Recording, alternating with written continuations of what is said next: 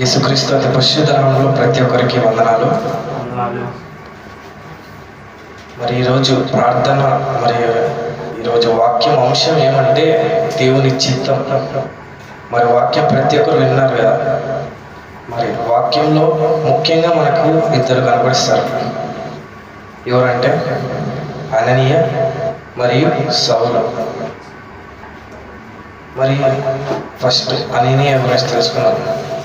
అననీయ ఎవరంటే భక్తిపరుడు, ఆత్మీయుడు, పరిశుద్ధంగా జీవిస్తున్నాడు. ఇక్కడ దమస్కులో పరిశుద్ధంగా, పవిత్రంగా, దేవునికి మహిమకరంగా జీవిస్తున్న వ్యక్తి ఎవరంటే అననీయ.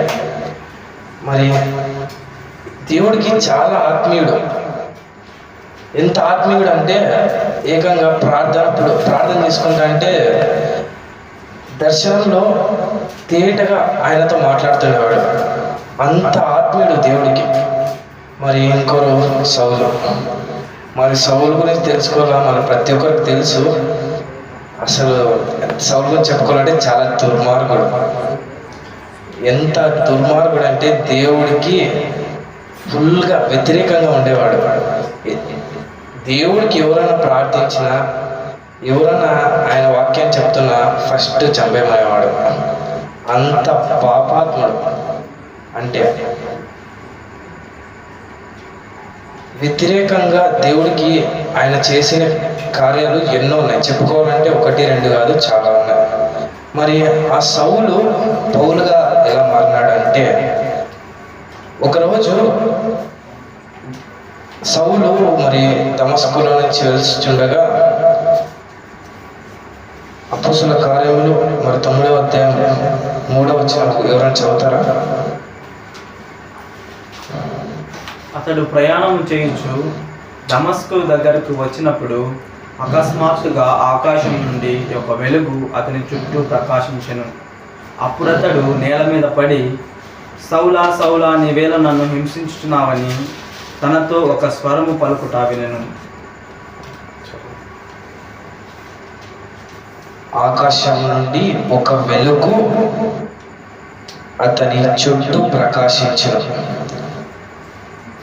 అతని చుట్టూ ఆయన ఎంత పాపాత్ముడు. అసలు దేవుడికి అసలు ఇష్టం లేదు. అంటే దేవుడికి అంత విరుద్ధంగా ఉండే వ్యక్తికి దేవుడే ప్రత్యక్షమైనాడు. అంటే దేవుని చిత్తం ఆయన పట్ల ఎలా ఉందో మనము ఒకసారి చూడండి. ఎక్కడ సువార్త చెప్తే అక్కడ వాడిని చంపేవాడు. సువార్తను విస్తరించకుండా చేసిన వ్యక్తి అతను. ఒక్కరిని ఇద్దరిని కాదు, ఎంతమందిని చంపినాడంటే అంతమందిని చంపి చాలామంది చంపి పాపం మూట కట్టుకున్న వ్యక్తి అతను. మరి అట్లాంటి వ్యక్తిని దేవుడు దర్శించాడు. సౌలా సౌలా, నీవేళ నన్ను హింసించుచున్నావు అని అతన్ని తనతో ఒక స్వరము పలుకును వినేను. మరి అప్పుడు సౌలు, నీవు ఎవరు ప్రభు అని అడగగా, నీవు హింసించున్న యేసును అని. అంతవరకు సౌలు యేసుని హింసిస్తున్నాడని అనుకోలే. ఆయన వాళ్ళు అంటే చెప్పేది తప్పు అనుకొని పాపంగా జీవిస్తుండేవాడు. ఇప్పుడు మనం కూడా అంటే ఇప్పుడు దేవునికి విరుద్ధంగా ఎంతగా జీవించినా మన లైఫ్లో చూసుకుంటే మనం కూడా దేవునికి వ్యతిరేకంగా ఎన్నో పాపాలు, దేవుని ఆజ్ఞలు మీరి మరి ప్రవర్తిస్తుంటాం. దేవుడికి ఇష్టం లేని పనులు కూడా ఎన్నో చేస్తుంటాం మనం. కానీ దేవుడు కూడా మన పట్ల ఒక చిత్తాన్ని అనేది ఉంటుంది. మరి దాన్ని వెతకాలి. ఒక్కసారి మరి అపోస్తుల కార్యములు 9 అదే అధ్యాయంలో 14వ వచనమును చదువుకున్నాం. ఇక్కడను నీ నామమును బట్టి ప్రార్థన చేయు వారందరినీ బాధించుటకు అతడు ప్రధాన యాజకుల వలన అధికారము పొంది ఉన్నాడని ఉత్తరమిచ్చెను. అందుకు ప్రభువు, నీవు వెళ్ళుము, అన్యజనుల ఎదుటను, రాజుల ఎదుటను, ఇశ్రాయేలీయుల ఎదుటను నా నామము భరించుటకు ఇతడు నేను ఏర్పరచుకొనున్న పాత్ర అయి ఉన్నాడు.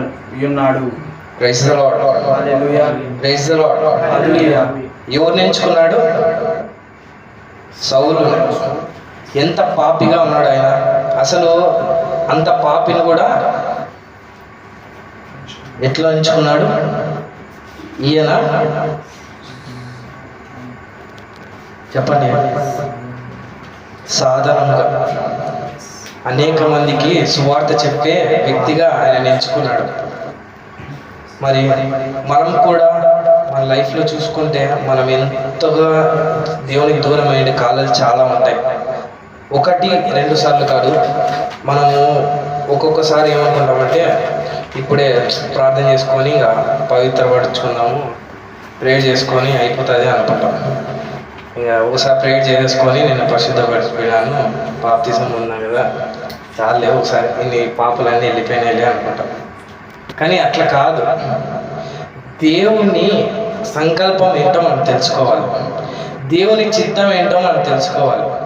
మనము పాపము చేశాము అని నిరాశపడుతూ దేవుడు నన్ను ఎందుకు ఎంచుకుంటాడులే, దేవుడు నన్ను పిలుచుకుంటాడా, అసలు దేవునికి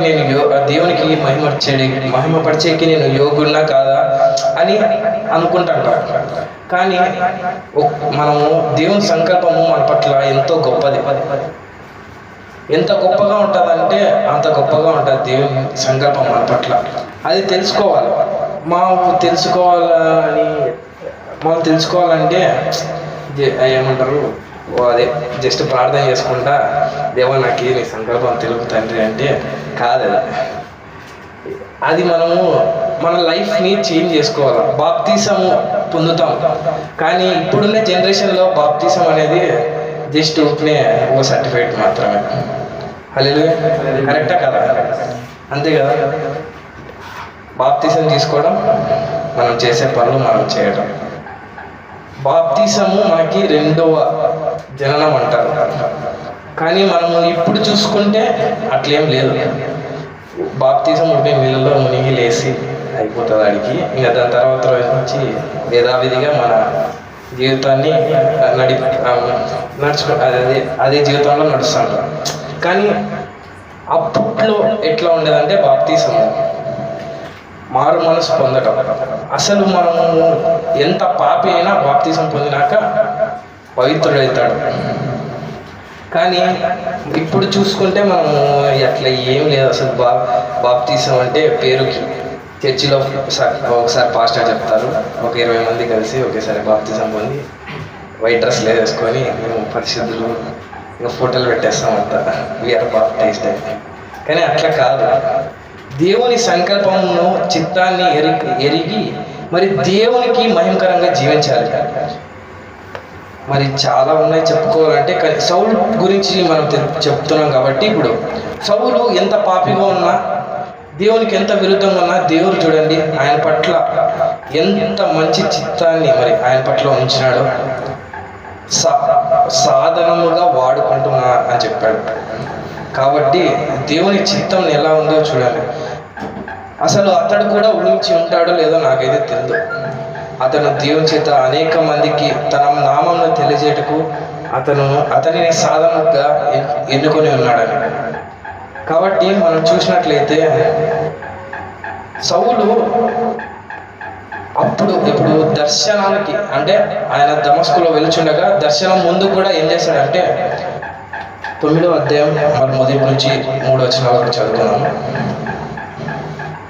సౌలు ఇంకను ప్రభు యొక్క శిష్యులను బెదిరించుటకును హత్య చేయుటకును తనకు ప్రాణాధారమైనట్టు ప్రధాన యాజకుని యొద్దకు వెళ్ళి, ఈ మార్గమందున్న పురుషులనైనను స్త్రీలనైనను కనుగొనిన ఎడల వారిని బంధించి యెరూషలేమునకు తీసుకొని వచ్చుటకు దమస్కులోని సమాజముల వారికి పత్రికలిమ్మని అడిగాను. అతడు ప్రయాణము చేయుచు దమస్కు దగ్గరకు వచ్చినప్పుడు అకస్మాత్తుగా ఆకాశం చూడండి, అక్కడ కూడా ఆయన మరి బంధించమని చెప్తున్నాడు. అక్కడ ఇంకా అప్పుడు కూడా పాపం చేసినాడు. కానీ దేవుడు ఆయన పట్ల సంకల్పము ఇంకా అప్పటికే చాలా చేసేసింటాడు. సౌలు ఎన్ని హత్యలు చేసింటాడంటే లెక్క లేదు. అన్ని హత్యలు చేసిన వ్యక్తికి అయినా కానీ దేవుడి సంకల్పం చాలా మంచిది. కాబట్టి మరి ఒక్కసారి మనము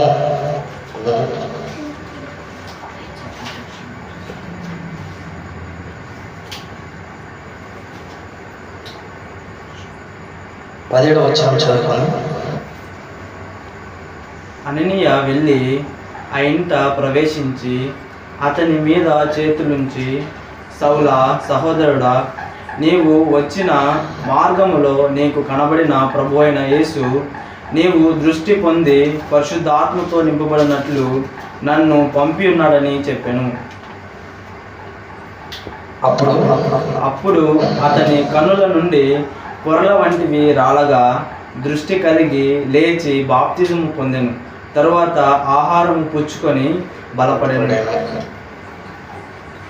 కళ్ళల నుంచి ఎటువంటిది రాలే, పొరల వంటివి రాలే.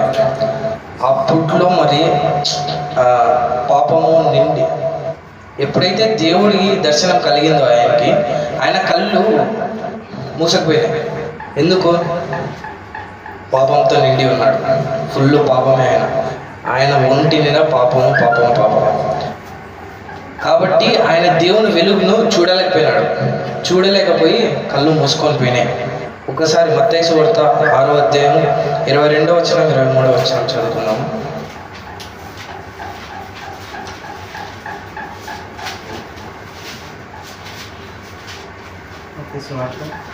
ఆరవ అధ్యాయము 22వ వచనం. దీపము కన్నే గనుక నీ కన్ను తేటగా ఉండిన ఎడల నీ దేహమంతయు వెలుగుమయమై ఉండును. దేహముకు దీపము కన్ను. మనము ఎంత పరిశుద్ధంగా ఉన్నామో కన్నే తెలియజేస్తుంది. మన కళ్ళు సరంగా కనపడలేదంటే అపవిత్రులని అర్థం. అంటే ఇప్పుడు అంటే టీవీలు అవి వచ్చినాయి కాబట్టి ప్రతి ఒక్కరికి స్పెక్ట్స్ వస్తున్నాయి. కానీ అప్పుడు కాలంలో అయితే ఆయన పాపం ఎక్కువ చేసినాడంటే ఆయన కళ్ళు అనేవి చూపు తగ్గిపోతుంది.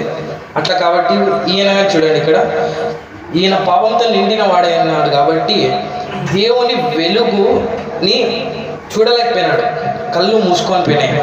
కానీ ఒక్కసారి ఆయన పైన మరి అననీయ చేతులు పెట్టి ప్రార్థన చేస్తేనే ఆయన కళ్ళల్లో నుంచి ఏం రాలింది? ఆ పాపం అనేది రాలిపోయింది. మరి పాపం అనేది పొరల్లో అంటే కళ్ళలో నుంచి ఆయనకి వెళ్ళిపోయింది. కాబట్టి మనము ఒక్కసారి ఆలోచించండి, మనము కూడా ఎన్నో పాపాలు చేసినాం. కానీ ఒకటి, దేవుని చిత్తాన్ని తెలుసుకోవాలి, ఉపవాసాలు ఉండాలి, దేవునికి మహిమకరంగా జీవించాలి. ఒక్కసారి మనము మరి 20వ వచనం చదువుకుందామా? వెంటనే సమాజ మందిరములలోను క్రీస్తే దేవుడు కుమారుడని ఆయనను గూర్చి ప్రకటించుచూ వచ్చెను. హల్లెలూయా, హల్లెలూయా. వెంటనే సమాజ మందిరములలో యేసే దేవుని కుమారుడని ఆయనను గూర్చి ప్రకటించు వచ్చెను. ఎవరు? పౌలు. అంటే పరిశుద్ధుడైన పౌలు, పాపిగా ఉన్న సౌలు. మరి ఆయన చూడండి, దేవుడు ఎవరు ప్రకటిస్తా అంటే వాళ్ళందరినీ చంపేసిన వాడే యేసే దేవుని కుమారుడని ఆయనను గూర్చి ప్రకటింపవచ్చేను. చూడండి ఎంత మార్పు. కాబట్టి మన పట్ల కూడా దేవుడు ఎన్నో కార్యాలు చేయబోతున్నాడు. ప్రతి ఒక్కరు దేవుని విశ్వసించండి. మనం కూడా దేవుని ఎన్నుకొనబడిన వారం కాదో తెలుసుకోవాలంటే దేవుని చిత్తాన్ని తెలుసుకోండి. ఎలా? ఈరోజు చెప్తారా? దేవునిలో బలపడుతూ దేవునికి భయంకరంగా జీవించాలి, దేవుని ఆజ్ఞలను పాటించాలి, దేవునితో నడవాలి, పాపపు జీవితాన్ని వదిలేయాలి. కాబట్టి దేవునితో బలపడడం ఎలా? దేవునితో బలపడటం ఎలా అంటే దేవునికి మనకి ఒక రిలేషన్షిప్ అనేది బిల్డ్ చేసుకోవాలి. రిలేషన్షిప్ బిల్డ్ చేసుకోవాలంటే నేను క్రిస్టియన్ అని పేరు చెప్పుకోవడం కాదు. చాలామంది ఉంటారు హిందూస్ కూడా, అంటే జస్ట్ నా బైబుల్ అప్పుడప్పుడు చర్చికి వచ్చి నాకు జీసస్ గురించి తెలుసు, 2 పాటలు పడతా, సండే స్కూల్ మీద మాడ చాక్లెట్లు ఇస్తారు, బిస్కెట్లు ఇస్తారు అని చెప్తాను. అట్లా కాదు. రిలేషన్షిప్ అంటే దేవునితో మాట్లాడాలి. దేవునితో మాట్లాడాలంటే ప్రార్థనతో దేవునితో మాట్లాడాలి, ఏకీభవించాలి, దేవునితో సమయం గడపాలి. దేవుని సందేశాలను అనుసరించాలి. దేవుని సందేశాలు ఒకటే రెండా? బైబుల్ నిండా అవే ఉన్నాయి. ఈ బైబుల్ చదివితే మనకి నాకు తెలిసి వేరే బుక్కులు అవసరం లేదు. మరి వాక్యం ద్వారా మనము దేవునితో బలపడాలి. మరి మార్గదర్శకత్వం తీసుకోవాలి. అంటే ఒకరిని ఏమంటారు, ఒకరి నుంచి గైడెన్స్ లేదా ఒకరు ఇన్స్పిరేషన్గా తీసుకోవాలి. ఎందుకంటే ఇన్స్పిరేషన్ అంటే ఇప్పుడులో అయితే హీరోయిన్స్ వాళ్ళే తీసుకుంటారు. ఇంకా ఎక్కువ అయితే సీఎంస్, ప్రైమ్ మినిస్టర్లు తీసుకుంటారు. కానీ మనం తీసుకోవాల్సినది ఎవరంటే దేవునిచే ఎన్నుకొనబడిన వాళ్ళని ఇన్స్పిరేషన్ తీసుకోవాలి. ఫస్ట్ క్రీస్తుని, తర్వాత దేవునిచే ఎన్నుకోబడిన వాళ్ళని. మరి దేవునికి మహిమకరంగా ఎలా జీవించాలి? ఎట్లా? ఆధ్యాత్మిక అభ్యాసాలు, స్పిరిచువల్ ప్రాక్టీసెస్ అంటారు దాన్ని. అవి కూడా ఎలా బిల్డ్ చేసుకోవాలంటే ఆరాధన, ఎక్కువసేపు ఆరాధనలో గడపాలి. ఆరాధనలో ఎంత శక్తి ఉంటుందంటే ఏకంగా దేవదూతలు వచ్చి ఆ ఆలయాన్ని ముట్టడిస్తాయంట. అంత పవర్ ఉంది ఆరాధనలో. కానీ ఇప్పుడైతే ఆరాధనలో అంత ఏకీభవించే వాళ్ళైతే ఎవరు లేరు. కానీ మనము దేవునికి భయంకరంగా జీవించాలంటే ఆరాధన ఎవరున్నా లేకపోయినా ఒక్కరమైన ఆరాధన చేయాలి. దేవునికి ఆరాధన ఎంతో ఇష్టం. మరి ఇంకొకటి ఏమంటే దేవుని ప్రేమ అనేక మందికి చూపించాలి. అసలు మన క్రిస్టియన్ అని ఫస్ట్ మనకు తెలియాలంటే మనం చూపించేది ఏమంటే దేవుని ప్రేమ. చాలామంది చెప్తారు నువ్వు క్రిస్టియన్ అంటే ఎట్లా తెలుసుకోవాలి. కాబట్టి ఫస్ట్ మనం చూపించేది దేవుని ప్రేమ. మరి దేవుని ఆజ్ఞలు పాటించాలి, ఇది అందరికీ తెలుసు. 10 ఆజ్ఞలు. మరి ఈ సౌలు కూడా 10 ఆజ్ఞల్లో మీరైన వాడే, నరహత్య చేయకూడదు అనే ఒక ఆజ్ఞ అనేది ఉంది. మరి చేసినాడో లేదా? కానీ దేవునిచే ఎన్నుకొనబడ్డాడు. కాబట్టి మనం కూడా ఎన్నో ఆజ్ఞలు మీరినాం. నాకు తెలిసి ప్రతి ఒక్కరు 10 ఆజ్ఞలు మీరింటారు. 10 ఆజ్ఞలు అంటే 10 ఆజ్ఞలు కాదు, దాంట్లో కొన్ని మీరినాం. కాబట్టి అట్లని మనము ఫీల్ కాకూడదు. అంటే మేము దేవుణ్ణి ప్రార్థించలేమే, మనము సువార్త చెప్తామో లేదో అట్లా కాదు.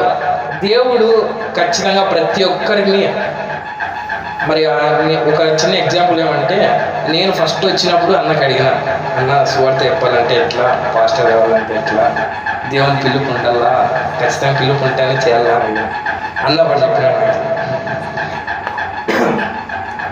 దేవుని పిలుపు అంటే ఇప్పుడు నువ్వు సేవ చేయాలనుకుంటే దేవుడు ఎందుకు వద్దంటాడు? ఖచ్చితంగా నువ్వు వస్తా అంటే దేవుడు ఖచ్చితంగా పిలుచుకుంటాడు. కానీ ఒక్కసారి ప్రార్థన చేసుకొని దేవుని నిర్ణయం తెలుసుకో అన్నాడు. దేవుని నిర్ణయం అనేది ఖచ్చితంగా ముఖ్యం. దేవుని చిత్తాన్ని ఖచ్చితంగా తెలుసుకోవాలి. దేవుని చిత్తం లేనిది ఏమి జరగదు. మరి ఇప్పుడు నేను దేవుని చిత్తం ఎట్లా అంటే, ఇప్పుడు నేను 3 వీక్స్ అయింది, నేను వెళ్ళిపోతా, హాస్టల్కి వెళ్ళిపోతా. ప్రతి ఒక్క సాటర్డే అన్న నేను ఇంకా నెక్స్ట్ వీక్ రాను, అన్న ఇంకా నేను నెక్స్ట్ వీక్ రాను. కానీ దేవుని చిత్తం చూడండి, ఇక్కడ నిలబెట్టి మరి ఈ వీక్, మరి ఇప్పుడు ఎప్పుడో వెళ్ళిపోవాల్సిన వాడిని నేను హాస్టల్కి, కానీ దేవుని ఇక్కడ నిలబెట్టి మరి మీకు సువార్త చెప్పడానికి కృప చూపినాడు. మరి దేవునితో ఎలా నడవాలి, ఆయన సందేశాన్ని మరియు దైవిక స్వభావాన్ని విశ్వసించాలి.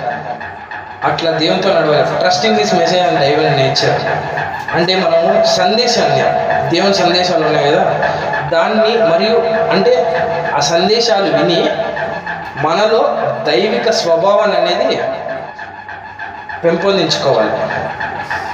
ముఖ్యంగా ప్రతిరోజు పరిశుద్ధ గ్రంథాన్ని చదవాలి. పరిశుద్ధ గ్రంథాన్ని చదువుతూ మరి ముఖ్యంగా మీకు వీలైనంతగా, మీకు చేతనైనంత ప్రతి ఒక్కరికి సువార్త అనేది ప్రకటించాలి. మీకు కొద్దిగా తెలుసు అనుకో, కొద్దిగానే ప్రకటించాలి. ఎందుకంటే అనేక మందికి సువార్త చెప్పమని దేవుడు చెప్పినాడు. కాబట్టి మనకు వాళ్ళు ఒకటి వాళ్ళు వింటారో లేదో మనకు తెలియదు. మన యొక్క పని ఏమంటే మనం చెప్పడం, వినడం వినకపోవడం వాళ్ళ ఇష్టం. దేవుడు శిష్యులకి ఏం చెప్పినాడు? మీరు వెళ్ళండి, సువార్త చెప్పండి. వాళ్ళు విన్నారా? లేదంటే వాళ్ళ గుమ్మంలోనే వాళ్ళ కాలి దుమ్ము దులుపుకొని వచ్చేయండి. మనం కాలి దుమ్ము దులుపుకోలేం కాబట్టి చెప్పేందుకు చెప్పి జస్ట్ లీవ్ అంతే. ఇంకా ఒకరోజు ఆఖరి రోజు మరి వారికే తెలుస్తుంది ఎవరు యేసే నిజమైన దేవుడు. మరి చాలామందికి రాకడ గురించి చెప్తే నవ్వులాట్లుగా ఉంటుంది. కానీ వీ హ్యావ్ ద ప్రూఫ్స్ ప్రతి ఒక్క దాంట్లో సూచనలు క్రియలు ఏమేమి జరుగుతాయో ప్రతి ఒక్కటి మనకున్నాయి. కాబట్టి అంటే ఎంత చెప్పగలమో ప్రతి ఒక్కరికి. ఒకటి, వేరే మతాన్ని తగ్గించకూడదు, వాళ్ళని హేళన చేసినట్లు మాట్లాడకూడదు. కానీ వాళ్ళకి అర్థమయ్యే విధంగా ఫస్ట్ వాళ్ళ మైండ్ సెట్ ఎలా ఉందో అంటే తెలుసుకొని వారికి ఎలా అర్థమవుతుందో అలా దేవుని సువార్త అనేది ప్రకటించాలి. పాపాన్ని ఎలా జయించాలి అని ఉంది. పాపాన్ని ఎలా జయించాలి? దేవుని వాక్యం ద్వారా. దేవుని వాక్యం చదివితే పాపాన్ని జయించగలము. కానీ జస్ట్ చదవాలి అంటే అస్సలు కాదు. దేవుని వాక్యం చదివి దాన్ని మాదిరికరంగా తీసుకోవాలి. ప్రతి ఒక్క వచనాన్ని మనం గుర్తుపెట్టుకోవాలి. లేదు మనము కొంతమంది ఉంటారు ఖచ్చితంగా పొద్దున్నే డైలీ ప్రేయర్ చేసుకుంటారు, బైబిల్ చదువుతారు, కానీ ఏం తెలియదు వాళ్ళకి. డైలీ చర్చికి అవుతారు కానీ ఏం తెలియదు వాళ్ళకి. కానీ మనము చర్చికి పోకపోయినా దేవుని వాక్యం అనేది మనకు తెలిసేయాలి. ఎందుకంటే మనకు దేవుని సందేశం ఏమి అంటే జరగబోయేది ఏమి ప్రతి ఒక్కటి దీంట్లో ఉంది. కాబట్టి దేవుని వాక్యంతో మనం బలపడాలి. మరి మన చుట్టుపక్కల ఉన్న ప్రతి ఒక్కదాన్ని నెగిటివ్ పోకుండా పాజిటివ్గా ఉంచుకునేదాన్ని చూడాలి. పాజిటివ్ ఇన్ఫ్లుయెన్స్ని మనం అంటే దాని చుట్టుపక్కల ఉండాలి. మరియు మనము ఖాళీ సమయం అనేది ఉంచకూడదు. సైతానికి మరి అది ఒక చిన్న హింట్. మన మైండ్ ముఖ్యంగా మనము యవనస్తులుగా ఉన్నప్పుడు సైతాన్ని ఎప్పుడెప్పుడు మనల్ని లోపరుచుకున్నామా, ఎప్పుడెప్పుడు మనల్ని వానిలోకి లోపరుచుకున్నామా అంటాడు. మనము ఫ్రీ టైం ఎప్పుడు ఉండకూడదు. ఏదో ఒక పని మనము చేస్తూ ఉంటే అంటే ఒక దానిపైన మనం ఎప్పుడు ఏదో ఒక దానిపైన కాన్సన్ట్రేషన్ అని పెట్టాలి. మరి ఇంకోటి ఏదంటే ఒక గట్టి సరిహద్దులు అంటే సరిహద్దులు ప్రయారిటీస్ అనేది మనం పెట్టుకోవాలి. దాన్ని దాటకూడదు. దేంట్లో అయినా ఎవరికి అంటే వాల్యూస్లో అయినా ప్రతి ఒక్క దాంట్లో మనం దేనికి అంటే ఒక సరిహద్దు అనేది పెట్టుకోవాలి. దాన్ని దాటినామా దేనికి దేవుని కంటే ఎవరిని ఎక్కువ ప్రేమించినా వారు పరలోక రాజ్యానికి అర్హులు కారు. కాబట్టి ఎవరికైనా ఫస్ట్ ప్రయారిటీ దేవుడు ఉండాలి. కాబట్టి ఇప్పుడు యవనస్తులు మరి చాలా మంది దారి తప్పిపోతుంటారు. కాబట్టి మనం గట్టి సరిహద్దులు అనేది పెట్టుకోవాలి, ప్రయారిటీస్ అనేది పెట్టుకోవాలి. ఇంకా మరి ఒకసారి మరి చూద్దామా, సౌలు దగ్గరికి వస్తే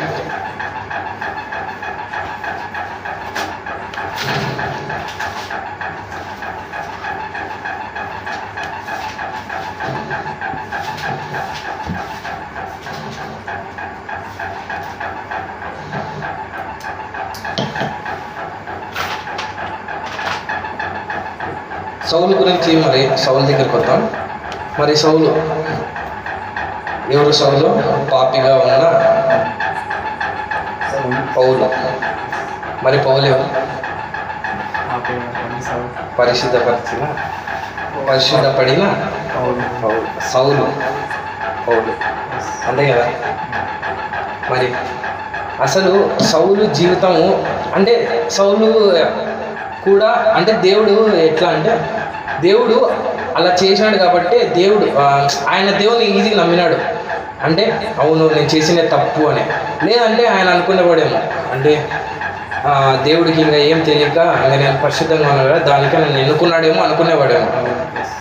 కానీ దేవుడు ఆయన అంటే పాపము చేపించి ఇది పాపము నువ్వు చేయడాన్ని తప్పు అని చెప్పి అంటే సరైన మార్గంలో నడిపించినాడు, అంతే కదా. మరి ఆయన ఎంత పాపిగా ఉన్నా దేవుడు ఒకే ఒక వచనం ద్వారా ఆయనని ఎంతగా నేను ఆయన్ని సాధనముగా ఎంచుకున్నాను, అనేక మందికి సువార్త చెప్పడానికి ఆయననే ఉపయోగించుకున్నాడు. మరి అసలు యెరూషలేములో ఆయన చేసిన కార్యాలు ఎన్నో ఉన్నాయి అంటే దేవునికి విరుద్ధంగా, కానీ అక్కడే పోయి ఆయన సువార్త చెప్పేలాగా దేవుడు చేసినాడు. మరి అంటే దేవుని చిత్తం ఎలా ఉందో తెలుసుకోండి. మన లైఫ్లో కూడా మనము చాలా దేవునికి దూరమైన కాలాలు చాలా ఉన్నాయి.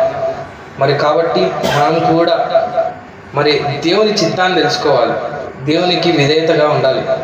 ప్రతి ఒక్కరూ మరి ముఖ్యంగా మనం యవనస్తులు కాబట్టి యవన ఆశలకు వెళ్ళకోకుండా మరి దేవుని చిత్తానుసారంగా వెళ్తే ఎటువంటి అడ్డంకులు ఆటంకాలు ఉండవు.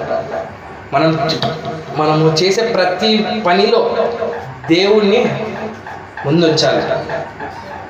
దేవుడు ఏమన్నాడు? నేనే ఆదియు అంతము అయి ఉన్నాడు. దేవుణ్ణి ముందుంచితే మరి అంతం వరకు అది ఏ విషయమైనా దేవుడే అంతం వరకు దేవుని నడిపిస్తాడు. మరి మనం చూసుకుంటే ఇంకా చాలా ఉన్నాయి. మరి పౌలు గురించి, మరి పౌలు పరిశుద్ధపడినాడు. మరి పరిశుద్ధపడినాక ఏం చేశాడు? ఫస్ట్ చేసిన పని బాప్తిసం పొందాడు.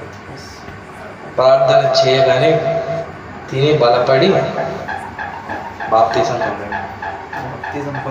బాప్తిసం పొందిన తర్వాత తిని బలపడ్డాడు. మరి ఫస్ట్ పని ప్రార్థన. అననీయ వచ్చి ప్రార్థన చేయగానే ఆయన దేవుని అంగీకరించాడు. దేవుని అంగీకరించి ఫస్ట్ బాప్తిసం తీసుకున్నాడు. కాబట్టి మనం కూడా బాప్తిసం తీసుకున్నా కూడా పాపం జీవితంలో ఉన్నాం. కాబట్టి మనం కూడా పౌలుని మరి మాదిరికరంగా తీసుకొని మరి మన లైఫ్ని బాప్తిజం అనేది ఒక ఆచారం లాగా తీసుకోకుండా మన లైఫ్ని చేంజ్ చేసుకోవడానికి దేవుడు ఇచ్చే ఒక చిన్న ఛాన్స్. కాబట్టి బాప్తిజాన్ని ఎంతగా పరిశుద్ధంగా తీసుకుంటే అంత మనకే మేలు. ఇక్కడ జీవిస్తాము, ఇక్కడ డబ్బులు కావాలి, అది కావాలి, ఇది కావాలని పనులలో పడతా డబ్బులు సంపాదిస్తాం. కానీ మనము ఇక్కడ జీవించినంత కాలము ఇక్కడ ఎంత ఉన్నా కూడా మనము ఒకటే ప్రార్థించాలి, మీ యొక్క పరదేశంలో నేను కూడా ఉండాలని. దేవుని రాకడప్పుడు మనం కూడా ఎత్తబడాలి. ఊరికనే ఉంటే ఏమంటారు, ఇక్కడ డబ్బులు సంపాదించి కోట్లు ఆశ కట్టి డబుల్ డోర్ డూప్లెక్స్ ఇల్లు కడితే కాదు. దేవునికి భయంకరంగా జీవిస్తూ ఫస్ట్ దేవుని చిత్తాన్ని తెలుసుకోవాలి. దేవుని చిత్తం తెలుసుకొని ప్రతి విషయంలో దేవుని చిత్తాన్ని ఫస్ట్ తెలుసుకున్నాకే ప్రతి ఒక్క విషయం ముందడుగు వేయాలి. ముందడుగు వేస్తే మనకు ఎటువంటి లోటు పాటు ఉండదు. కాబట్టి ఎప్పుడు దేవుని ముందుగా ఉంచి మరి సౌలు జీవితంలో దేవుడు చేసిన గొప్ప కార్యాలు మన జీవితంలో కూడా దేవుడు చేయబోతున్నాడు. ప్రతి ఒక్కరూ విశ్వసించి మరి దేవునికి మహిమకరంగా మాదిరికరంగా జీవించాలని దేవుడు కోరుకుంటున్నాడు. దేవుని సువార్త అనేక మందికి ప్రకటించాలి. మరి ఇప్పుడు చూసుకుంటే మరి ఎంతో మరి సువార్త చెప్పే వాళ్ళని ప్రతి ఒక్కరిని చంపేస్తున్నారు. కానీ అది కూడా మంచికే. మరి హతసాక్షులు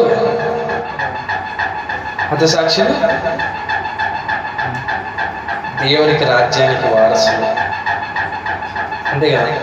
ఖచ్చితంగా దేవుడు హతసాక్షి అయితే అందరూ ఏమంటారంటే నేను హతసాక్షి అయితే ఇంకా దానికంటే మించింది ఏం లేదంటారు. మరి కాబట్టి మనం కూడా వ్యతిరేకంగా పోకోకుండా దేవుని ప్రేమను అనేక మందికి పంచుతూ దేవుని సువార్త అనేక గ్రామాలకు అనేక దేశాలకు మరి ప్రకటించి ప్రతి ఒక్కరూ మరి రెండవ రాకడప్పుడు ఎత్తబడేలా మనము యవ్వనస్తులుగా అది ప్రకటించడం మన బాధ్యత. కాబట్టి పరిశుద్ధాత్మ చేత నింపబడి మరి పవిత్ర ఆత్మ అభిషేకం మన పైన దేవుడు కుమ్మరిస్తాడు. మనం దేవుని మహిమకరంగా జీవిస్తూ అనేక మందికి సువార్త చెప్తాం. దేవుడి చిన్న వాక్యాన్ని అందరూ ఒక పాట పాడదాం. అందరూ లేచి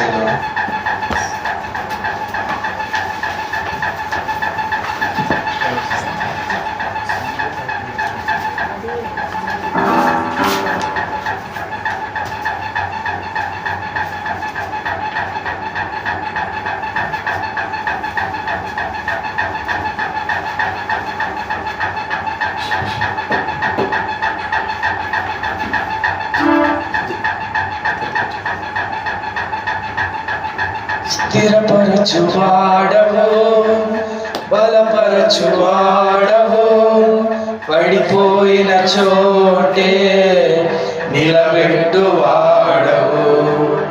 ఘనపరచువాడవో హెచ్చించువాడవో మా పక్షమున నిలచి